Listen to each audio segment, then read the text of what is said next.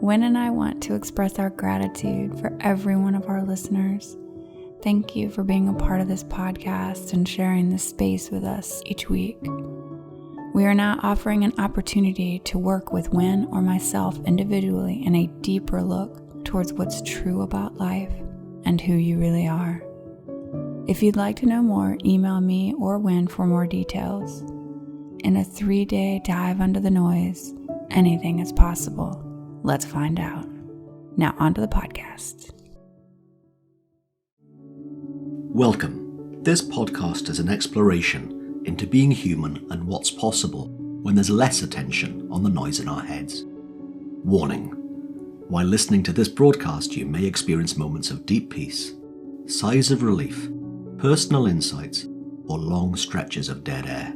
Do not be afraid. This is normal. Under the Noise with Wynn Morgan and Kate Roberts.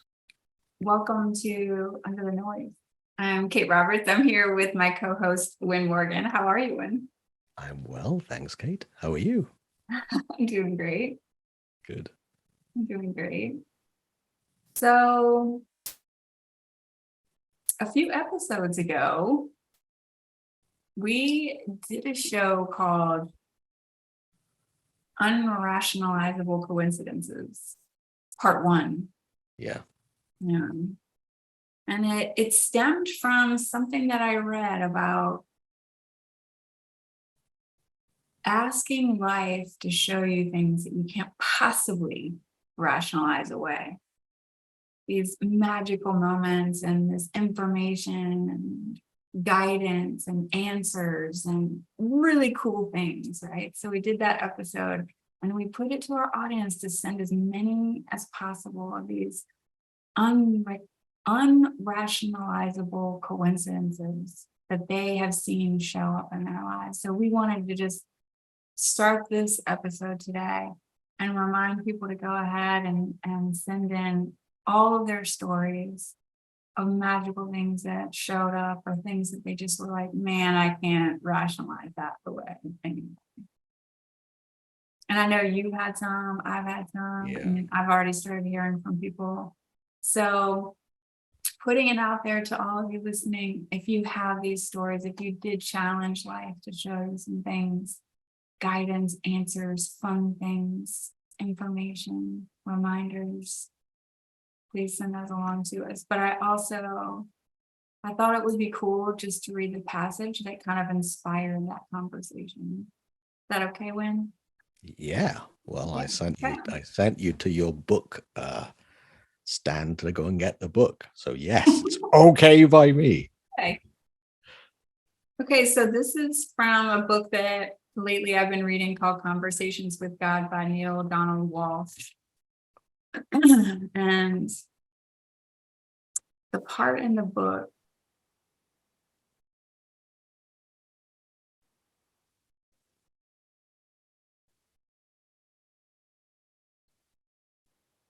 it says, I have heard the crying of your heart. I have seen the searching of your soul. I know how deeply you have desired the truth. In pain, you have called out for it, and in joy, unendingly have you beseeched me, show myself, explain myself, reveal myself. And this is God speaking, by the way, in the book. I'm doing so here in terms so plain you cannot misunderstand, in language so simple you cannot be confused, in vocabulary so common you cannot get lost in the verbiage. So go ahead now, ask me anything, anything. I will contrive to bring you the answer. The whole universe will I use to do this. So be on the lookout. This book is far from my only tool. You may ask a question and then put this book down, but watch, listen, the words to the next song you hear, the information in the next article you read, the storyline of the next movie you watch, the chance utterance of the next person you meet, or the whisper of the next river, the next ocean, the next breeze that caresses your ear. All these devices are mine. All these avenues are open to me. I will speak to you if you will listen. I will come to you if you will invite me. I will show you then that I have always been there, always. So yeah, so that's what inspired a conversation about challenge in life to show up.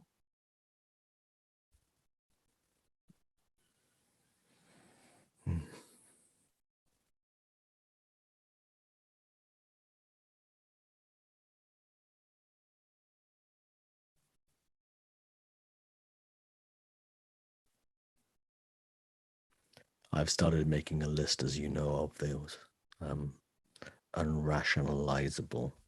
Hey, I said it right. Unrationalizable, 2 for 2. Coincidences, events. As you know, that passage in that book from Neil Donald Walsh just mentioned effectively is just as soon as we're open to it, it becomes really visible. It was shocking to me how within 2 weeks it's just like, wait, this is some kind of joke. Because they were just like, it was wonderful. How many things thinking, yeah, there's no rational explanation for that. There's no rational explanation for that. There's no rational explanation for that. There's just some really cool things.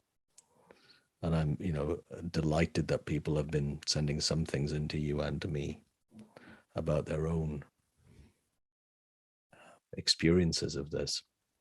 And the one thing to say as well is that we won't read out who it's from, and we'll make them, if you are wanting to send them in, we'll say them in a way that no one will know it's you.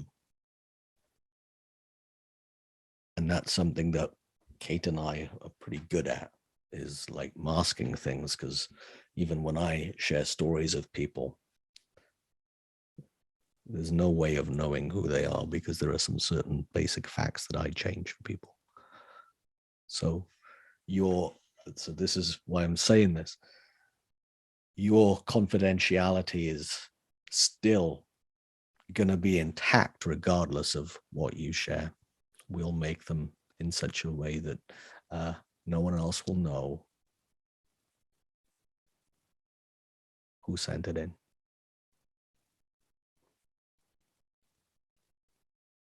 So it's an open invitation for you to send in those unrationalizable 3 for 3. Yeah. Believe me, there's the amount of times I've practiced saying that word when I can remember it, and I just don't say it right. So I'm very happy I am. I'm going to leave it at 3 for 3 because I'm not now going to risk it to go for. The invitation to send those in. And in the next few weeks, we'll have an episode where Kate and I will share ours and the ones that you will send us to. And that's not even our topic for today. Not for today. What are we talking about today, Kate? We're talking about suffering when. Yeah, how about that turnaround 180 degrees? So there you are listening to this going, well, this is such a lovely conversation. Now let's bring you down to earth and talk about suffering. Would you like me to introduce the topic for today? Yes, please, because it was your idea. I'm not taking any responsibility for this. At least suffering is easier to say than unrationalizable. Although some people can say it really easily, Kate. No, I get caught on it. I've gotten caught on it multiple times. Okay, so interestingly enough, we had a listener question, and the question was around suffering. And we actually talked about how to talk about this subject more than we typically do before. Usually we just jump right in. We're like, yeah, okay. And this time we started talking about it and realizing how many ways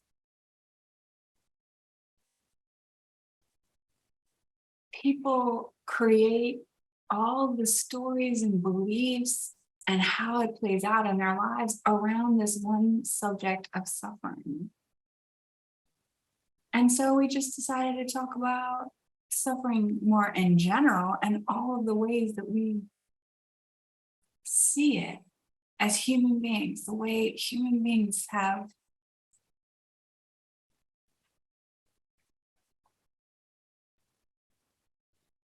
innocently created stories about what suffering is, how it shows up,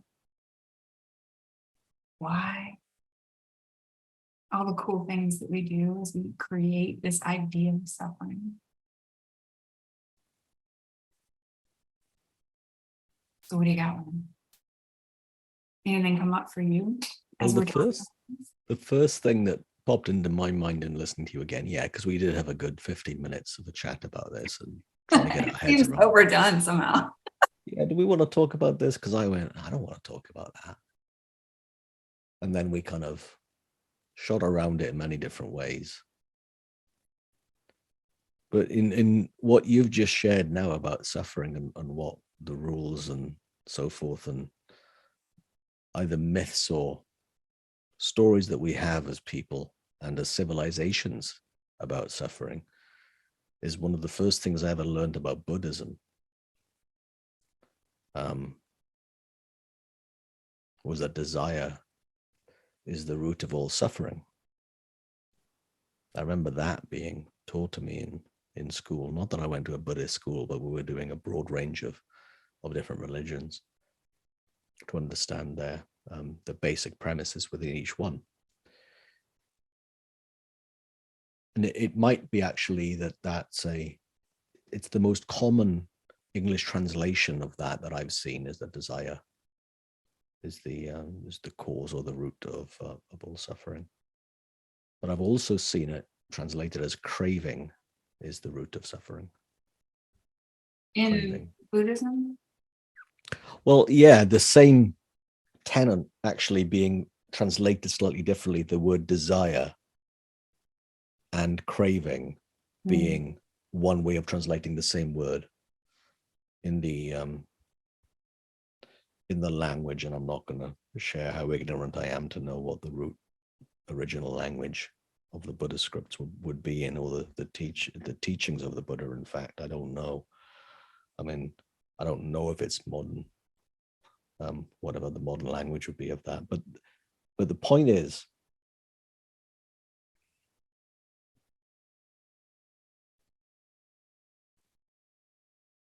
there's a lot to be said for that statement, because I think that when I am suffering, it's because I want something other than what is right now, either a feeling or, my place in the world, my lot in life. If I want something else other than what is, then there's potential for suffering.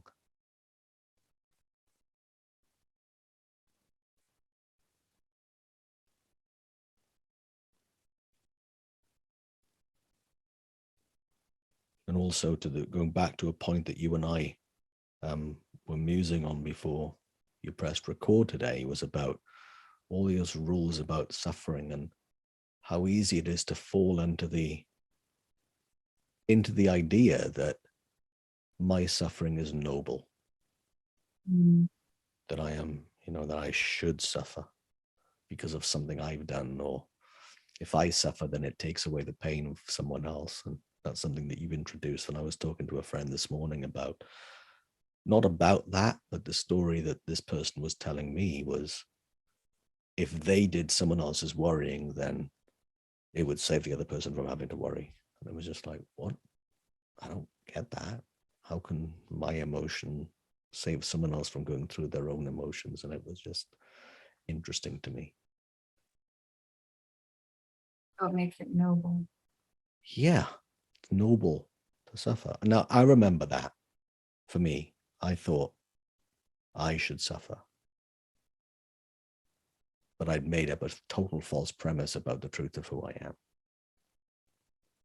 I thought suffering was a good thing at one point, because suffering was noble. That's, a poet's soul is, it's a tortured soul if you're a poet, if you think deep. And I thought I did. I thought that meant that I should suffer, and therefore that would bring out the best of my deep voice. It's not true. It's not true.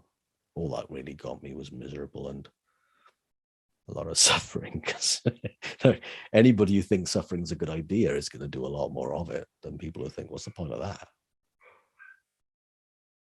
But to me, I had to see for myself that, wait, that was based upon a totally false identity that I'd innocently misunderstood about who I am.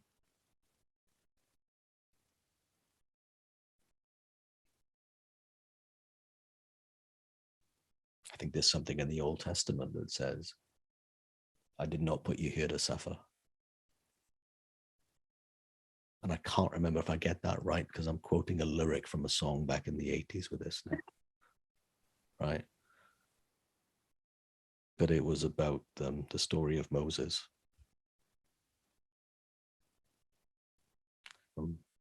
Guiding his people out of Egypt. I think I did not put you here to suffer. So excuse me if anyone has been offended by this. That's not my intention. And please don't make me suffer.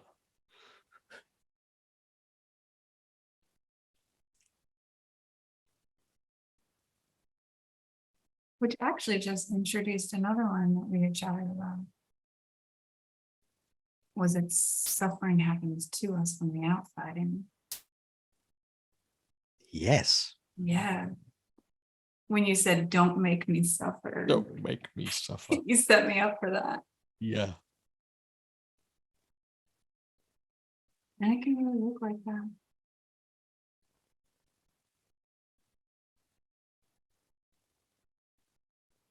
So do you remember the context that, because I don't, do you remember the context when you and I were talking about that before we started recording?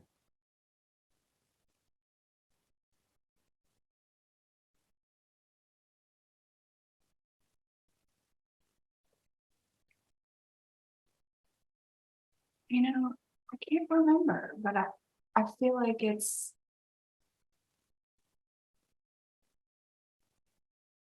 such a common belief that even people who really do have a solid kind of grounding in the idea that we're creating our experience through thought.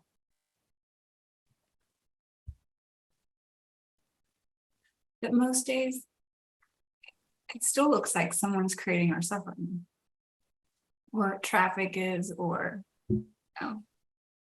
suffering's happening, from the outside and making the suffering for us. Yeah. And I think that could be, I hate to say it, but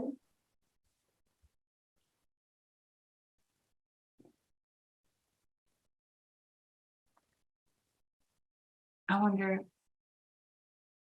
the people who get a glimpse of that truth of how we experience the world and life and other people, if that doesn't kind of add to their busyness when they're suffering, is, oh, I shouldn't be suffering because I'm the one who's doing it, which adds to my suffering. And now I'm expanding my own,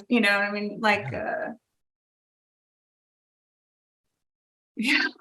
Easily done, right? When we see our own, but it comes from within, then we think that that equals blame. It's like, nope. That would be the same as a bird saying it's to blame for having feathers. I mean, no, birds have feathers. Humans have emotions. Thought looks real. It looks outside in. Life looks like outside in is how it works. It's not, but that's how it looks.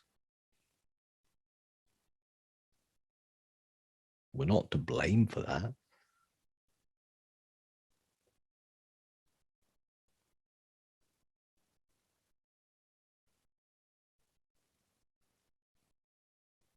But heck, it's really good to see that.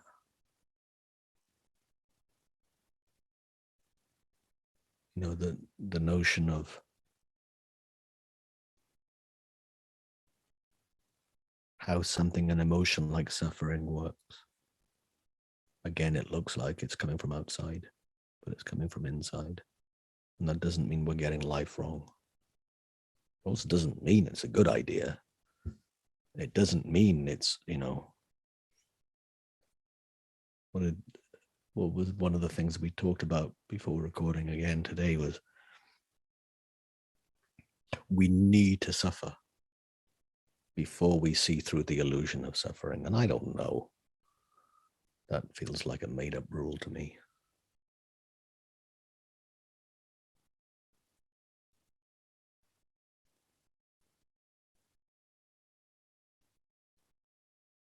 Yeah, that's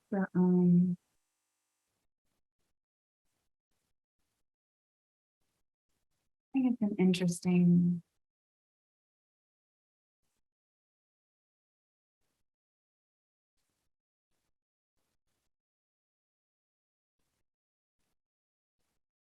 It's an interesting way of looking at suffering, because I've heard people talk about, well, the people that you meet in life, right? And I've had these same thoughts myself where everything came easy to them. They were constantly getting rescued. They couldn't figure out things for themselves because somebody was always jumping in, but they lived these like lives where everything's just been really easy. And that makes it look like looking at that situation from the outside, that they've never really been tested by suffering or by challenges or failure, quote unquote failure. And that's really interesting too, that somehow there's value in suffering because it brings out character, or, there are all these stories about that, right? But I was having a conversation with a dear friend, and they were talking about how, like, up to this point in their lives, they had used their suffering as currency to get what they wanted.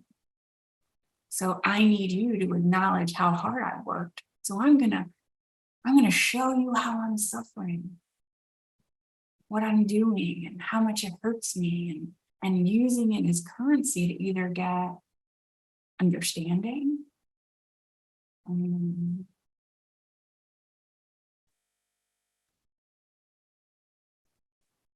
attention, hope. And so suffering had a kind of value to it.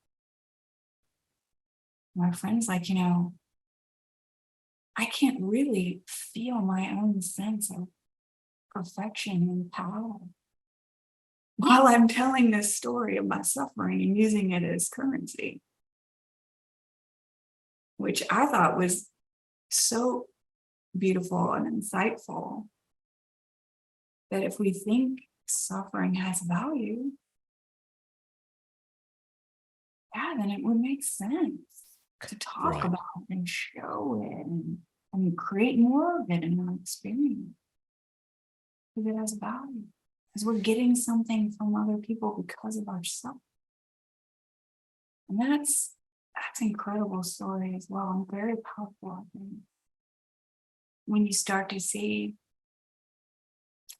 oh, that's what I think I'm getting from all my suffering.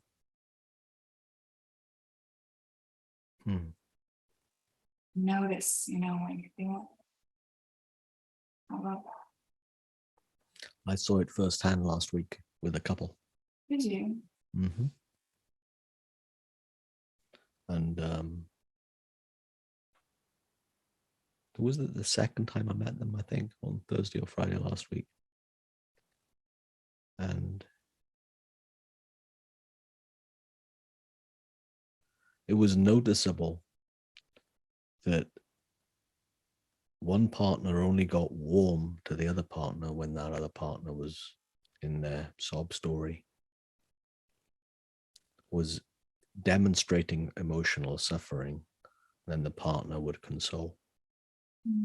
And it's the only time I've seen the other partner show heart, show any kind of physical contact at all.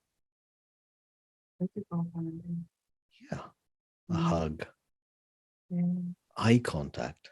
I mean, it was just so obvious to me. But but regarding this topic, it only reminded me of it right now. Is that it would make sense to this person if the only way of getting any kind of intimacy and physical contact from their partner was by demonstrating how hard life is and their suffering. Well, then I guess it makes sense in some kind of perverse way. Now, having seen that, of course, my job with them to be right, that for them to see other ways in order for their love for each other, which does exist, show up. But it just looked some like, and I'm not an expert in codependency, but I read a bit about it, and I've certainly been there in a few relationships in my time.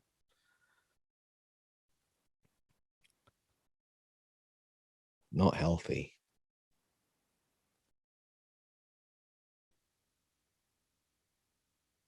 Because if the only way that one person feels warm to the other is when their partner is demonstrating that they think they're broken, I mean, that's not good news for the future, right? For them both leaving happy, meaningful, enjoyable lives. I don't think that's a smart idea. So we'll see how this week goes.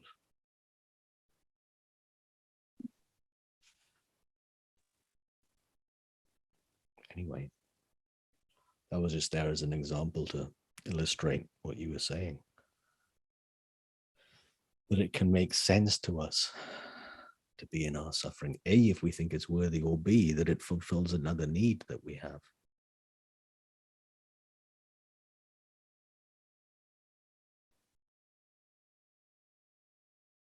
Grew up in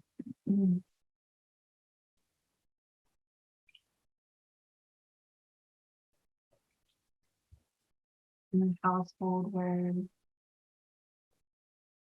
I heard, not frequently, but enough, no pain, no gain.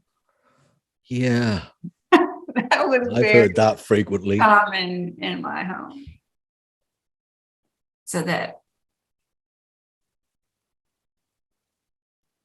things that would come easily don't have as much value as them.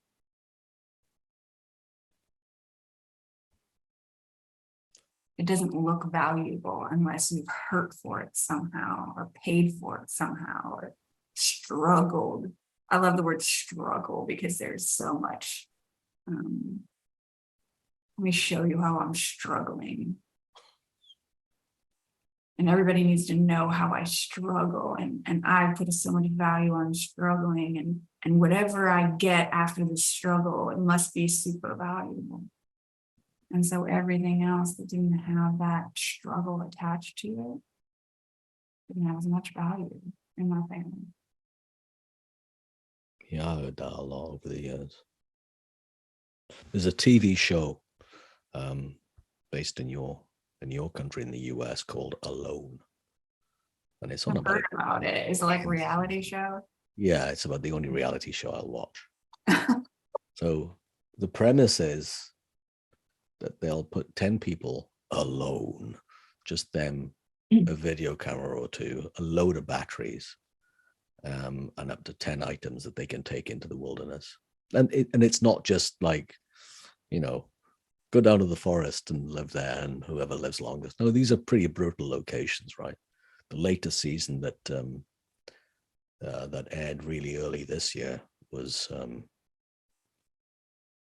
the Labrador coast in northern Canada, and they dropped them off for late September. So then as the fall comes in and then it gets snowy and stuff, right? And every season it's got that where it gets progressively harder. Because there's no, the only thing you can eat is what you find or what you hunt. And it's, you have a bow and arrow if that's one of the items. You can take a fishing line if that's one of your 10 items. So you can build your own shelter, find your own water, boil your own water, all that stuff. And I remember the first time I was ever told about it, and I can't remember if I ever mentioned it in one of these episodes before, but it was Mara Olson who was telling me about this.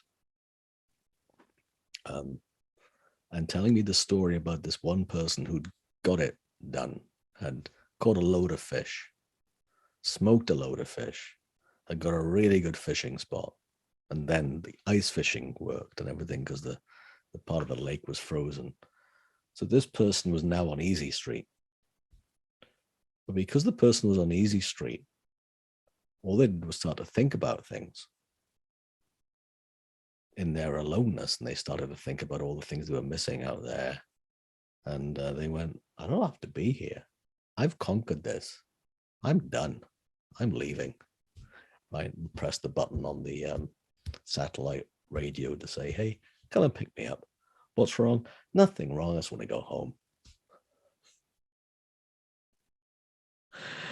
Now, that might look like it goes against what you and I have been talking about. Yeah, because this guy had stopped suffering, but at the same time, I mean, he realized that, well, I don't need to be here. I need to go through this.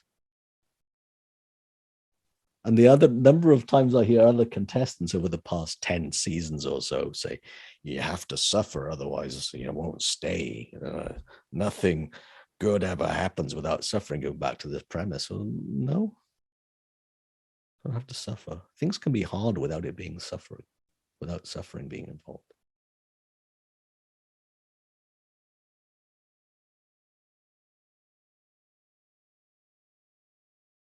Because the emotion we put on whatever's going on in life is, well, that's happening inside us, not from it.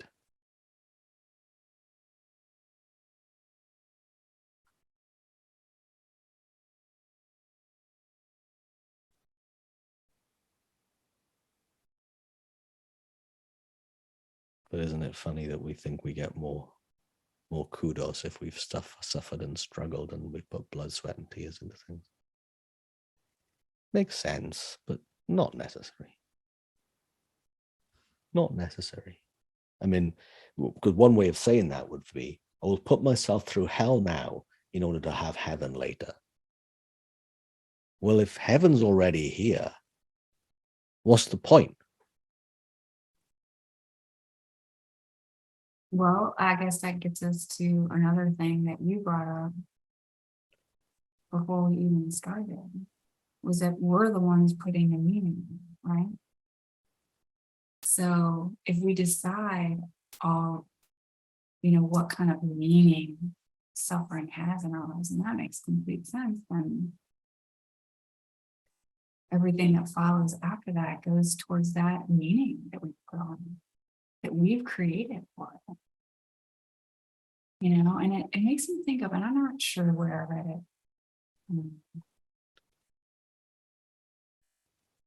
But the author was just talking about how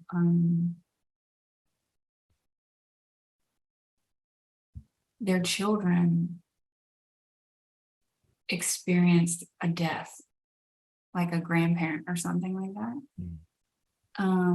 And was just really good with it, like understood kind of that they weren't going to be around anymore and that they wouldn't be suffering anymore, but seemed really like, okay, that's what's happening. It was kind of like, okay, about death, right? The death of their grandparent. But then began to observe the adult's reaction to death and began to mimic suffering about the death that they didn't have originally without seeing everyone else's suffering around it. And so now the child began to cry and miss and suffer. Because when someone dies, that's a thing that causes suffering. And so we learn, I think we learn very early, like what's appropriate, and we mimic suffering. We watch people, watch how others see death and view death. So death means suffering, and we create this meaning from very, very early on.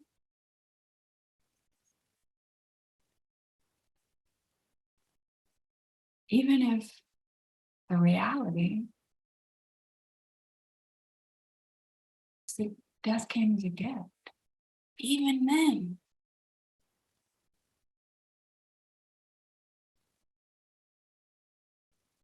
a gift to the, let's say that person had been physically suffering. And then the person caring for them has been suffering and working super, super hard to take care of them. It actually ended up being a gift. It relieved both parties. And yet we have these stories about what suffering means. It means love sometimes. Like, if I'm not suffering, I'm not loving you. That's a heck of a point from people who've gone through bereavement of a long-term partner. They think that by suffering, they're honoring the memory of the person who's passed.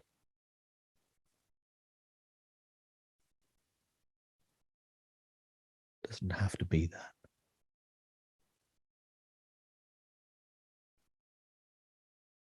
Love is what honors the person's past, not suffering. You can miss someone without that being suffering. You can feel sad. You can feel low without that meaning more than just having the feeling, that emotion. Or that it blocks other things that are part of that experience, if that makes any sense. So part of that death might be freaking relief. But I'm not allowed to, I'm suffering here. I'm not allowed to feel that as well as sadness. And so we really limit our ability to have every experience around, I guess, any given topic, because we've decided this is what it's supposed to look like. Yeah. I don't know. I just think this one topic, like any other topic, there's so much that different people, for whatever reason, we've created these amazing stories around what it looks like and what meaning it has, and that it's necessary. Yeah.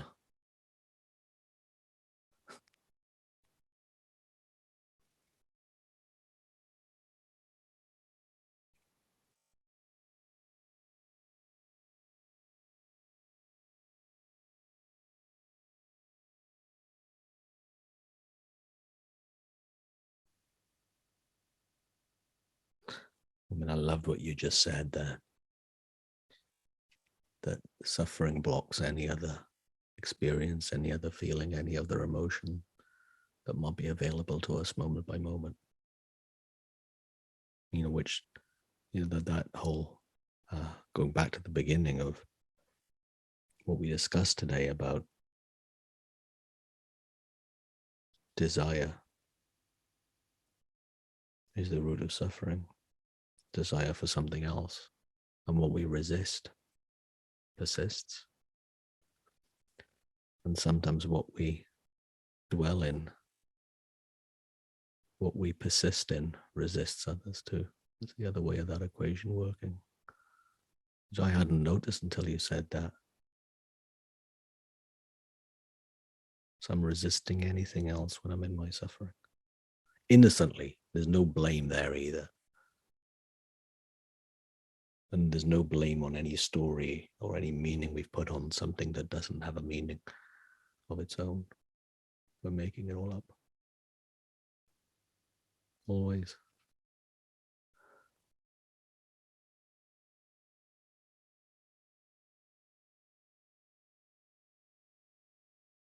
I'm too sometimes, but not only does it block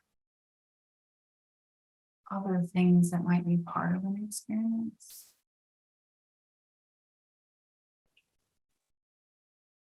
but it seems to also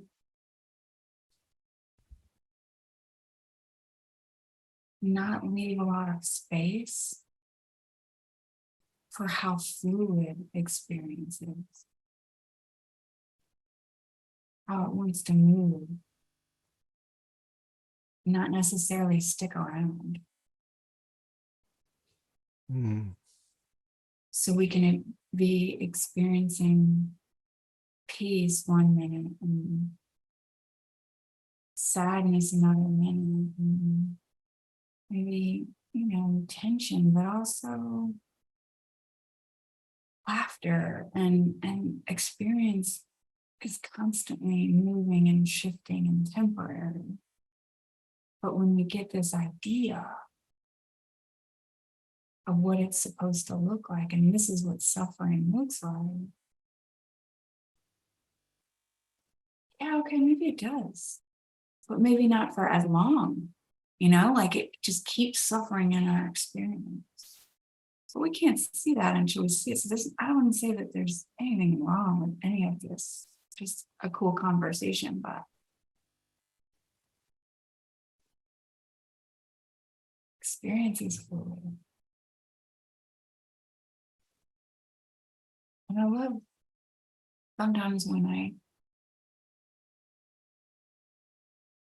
because lately I went through some hard stuff, and I can hear myself sometimes saying, yeah, it's a hard time. And that becomes like, this is the only thing that I'm going through, right? This hard time. Like I can hear myself say it. And I love when somebody calls me out on it. I'm like, really, like every second?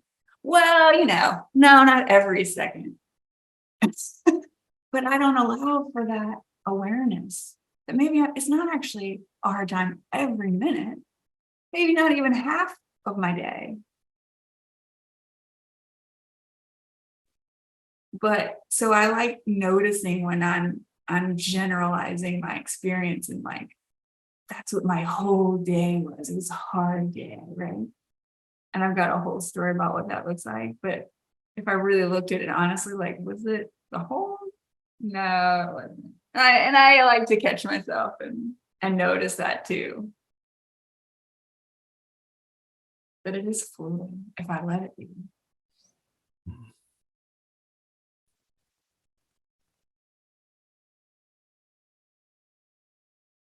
And also notice when I think suffering is valid.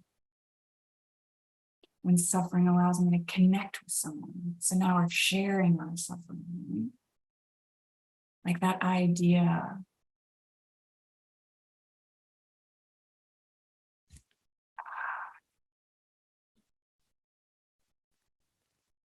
Like how we use suffering as currency.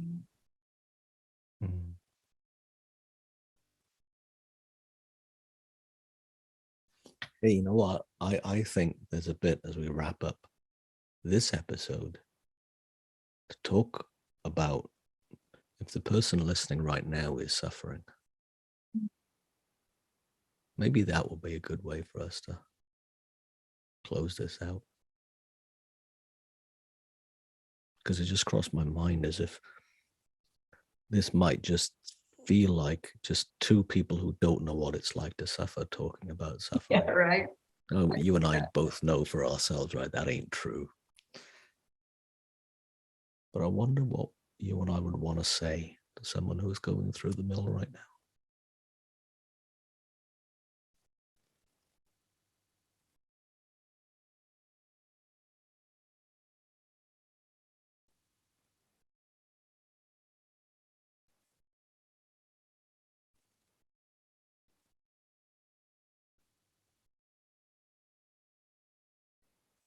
Have something.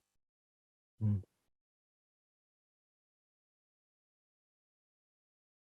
I think that when we're in deep suffering, for me, and this is just my experience, that when I'm there, I can honor that. That's what's happening. That's where I am. I don't need to hold on to it, but I also don't need to try to push it away. I can honor it as any experience that I'm having and allow it to be what it is for as long as it wants to be there.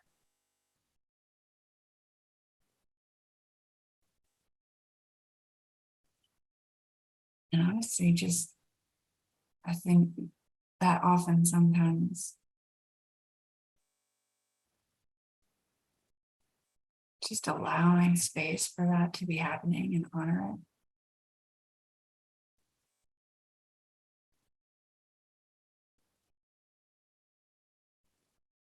It's so freeing because now you don't need to do anything. You just feel it. It's there to be felt.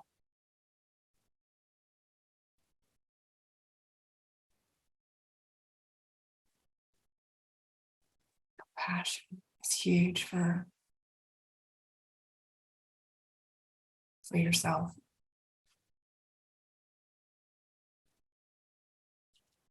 Whatever's showing up around that suffering, behaviors or words or whatever.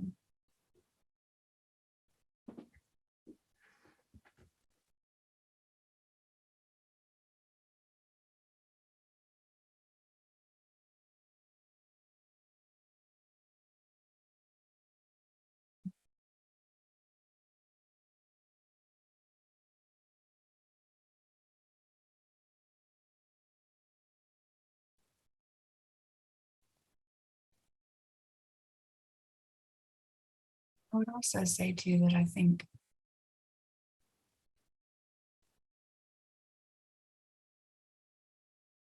especially for people that are in the middle of it, that maybe they can't access this right now, but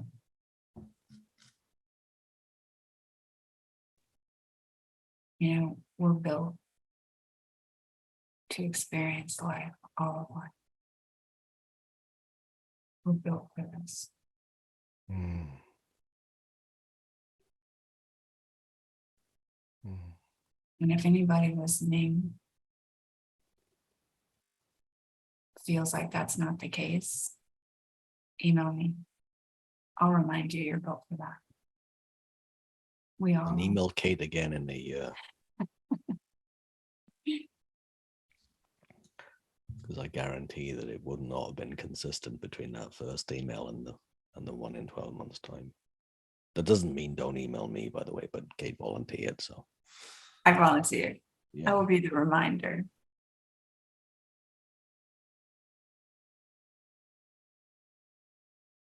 Well, I think that's a really cool thing, because if you are out there and you're feeling that, then tell us more and we will make it. We could make an episode from it and talk to you about that, because I'm pretty sure you will not be the only person out there of the 8 billion souls alive today who are going through a similar experience. And we'll make it as such that no one could possibly know it's you that we're talking about.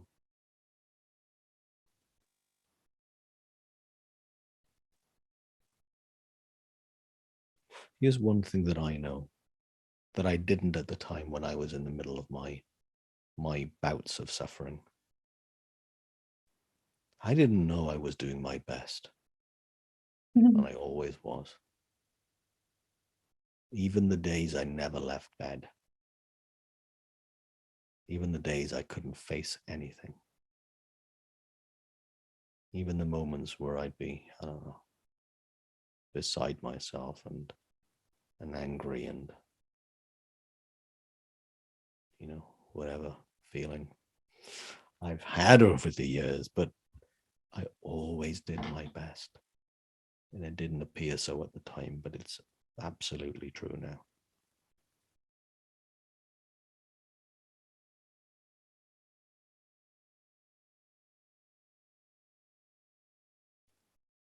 So our hearts go out to you for whatever that's worth.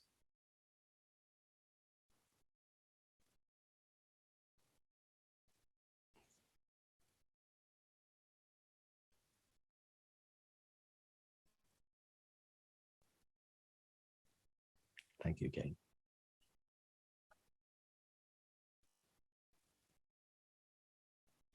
You've been listening to this week's episode of Under the Noise. And as a reminder again, if you are willing and able to send in your unrationalizable, Nice. unrationalizable